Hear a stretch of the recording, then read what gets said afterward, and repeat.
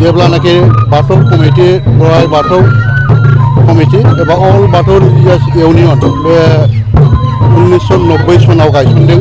बे गायसनजेननायनिफ्राय जोङो जोंनि बेहाय 42टा गामि दङ, बेखौ रानिखाता आनसलिक होनो।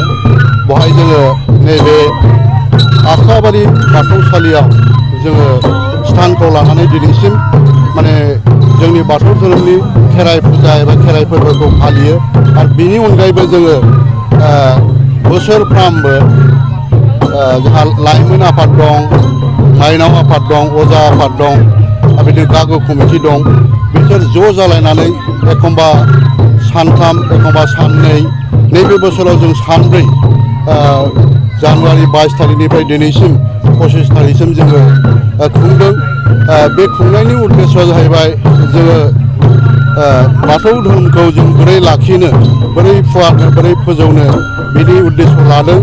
आरो जोंनि बाथौआरिफ्रा सानो खेराइया मोनसे बिराद बर'फोरनि गाहाय उत्सब, जाय उत्सबखौ माने बाथौ धोरोमावसो जों बे उत्सबखौ फालिनाय जायो। दा खेराइनि गेजेरजों जोङो जोंनि बर' हारिनि माने कालचार हारिमुखौ जों लाखिनो हादों होननानै जों बुङोब्ला बांद्राय बुंद्रायनाय जाया। आरो खेराइनि जि मोसानाय, बेवहाय दौदिनि थायो, अजा थायो, आरो खाम सिफुं जथा दामो। नै बेवहाय सारि सारि खांखा थुनाय, जाथा थुनाय दङ। बेफोर बिराद मोजां ओंथि दङ। बे ओंथिया जोंखौ फोरमायो जे माने बेवहाय दौदिनिया ओलोंगि खांनानै माने मानसिनि जिबना माबायदि सोलिलांनांगौ, जों माबायदि सोलियोब्ला जोंनि माने संसार जानायाव मानसि महरै थांनानै थानो हागोन, बेखौ जों बुजियो। जेनेबा खैजिमा फनाय मोसानाय दं, नेवलाय गेलेनाय मोसानाय दं, आग्रां मोदाय दं, सा गोलाव बोनाय दं। आं मोनसेखौल' होनो लुबैदों उदाहरन हिसाबै, जा खैजिमा फनाय मोसानाया जाहैबाय जों मानसि माहारिया जोनोम जानाय लोगो लोगो बयबो रिफु दं, जाय रिफुआ माने जों मोननो लुबैनाय, जों गासिबो जिनिसखौ गावनि खालामनो लुबैयो। नाथाय बाथौ धोरोमाव बेखौनो फोरमायनाय जादों, बेबादि रिफु थायोब्ला नों खैजिमा जेरै अरनानै गाव थैनायखौ मिथिया बेबायदि थैयो। आरो बेजोंनो जोंनि बाथौआरि एबा बुहुमनि मानसिफ्रा बेबायदि माने रिफु थानो नाङा एबा लब थानो नाङा, बे ओंथिजों फोरमायदों। गोबां दङ आरोखि बेबायदिनो। दा बे दिनैनि खेराइजोंनो बिराद मोजां जों बर' हारिया खौसे जागोन, जों बेखौ सानदों। बे खेराइया जागायजेननायनिफ्राय गोबां आयदा दं, खिन्थु जोंनि खेराइयाव बाथौसालियाव गासै जोङो बेखौ सोरगोआरि खान्थि होनो, आरो मोनसेखौ भुमारि खान्थि। सोरगोआरि खान्थिया जाहैबाय सोरगोनिफ्राय फैनानै जों दौदिनिनि जिउआव मोदाया गोलैखांबाय।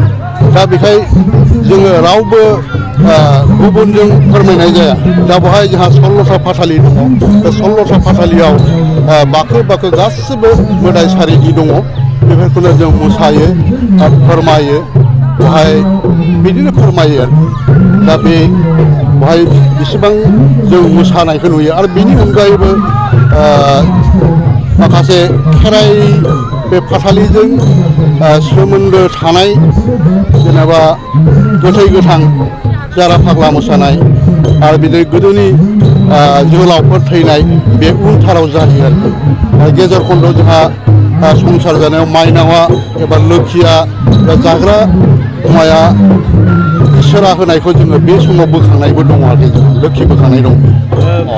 बे थुंग्रि मोसानाया जोबोद सैथो नोंथांमोनहा नुबाय आरो जों बयबो मिथियो थुंग्रिया बिराद गोबौ बे थुंग्रि गोबौजों माने जों गोबौ जिनिसजों जों बौवो बेखौ मिथिखायो नाथाय दौदिनिया बे थुंग्रियाव गाखोनानै बाखोब बाखोब मोसाब्लाबो बे थुंग्रिया माने बौवा दा बेजों फोरमायनाय जायोदि सैथो थायोब्ला जुदि गोथार थायोब्ला माने थुंग्रिया बावा थारमाने बिनि माबाया जाहैबाय नों जुदि सैथोब्ला नों जुदि गोथारब्ला खैफोद आफोदाव गोलैया बेनिखायनो जों बयबो गोथार आरो सैथोयै थानांगौ होननानै बे थुंग्रि गाखोनाया दिन्थिनाय जायो आरो बे मोसाखावरि बाहागो लानाया जाहैबाय बिथांमोनानो अजा बायद' बिसोरो मदद होआबा जोङो माने बै माखासे जोंहा अजा आरो दौदिनिया मोसानायाव आख' फाख' जायो आरो खाम सिफुं जथा दङ बे मोसानायाव ओरैनो नङा जे